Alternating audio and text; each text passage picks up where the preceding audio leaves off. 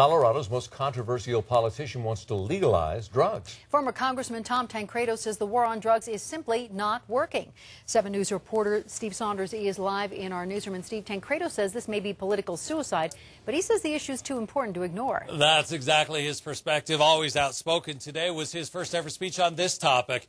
He warns that the drug violence in Mexico is headed north, and in very blunt terms, he said the war has been lost. And that is, first of all, I don't take drugs. Before a group of older conservative Republicans, Tancredo delivered a very provocative message. I am convinced that what we're doing is not working. The former congressman says the country has spent billions of dollars capturing, prosecuting, and jailing drug dealers and users, and he says we have little to show for it. That it is now easier for a kid to get drugs in almost any school in America than it is to get booze. Tancredo believes legalizing drugs would save money and lives. Last month, ABC News reported on just how easy it is for dangerous, ruthless Mexican drug cartels to smuggle cocaine into this country.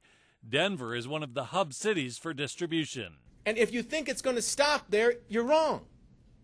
This thing will eat us alive. We are not immune to it. Some praised him for his honesty.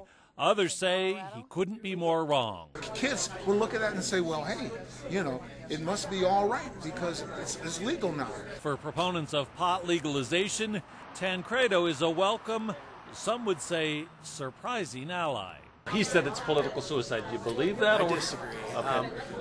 I think that that's a myth. People may not be ready for this. All I'm asking people to do is to think about this issue very carefully. Now, some people have speculated that Tancredo could someday run for governor or senator. Critics say his stand on immigration, so controversial, has made him unelectable. He tells me he really hasn't decided if he's ever going to run for office again.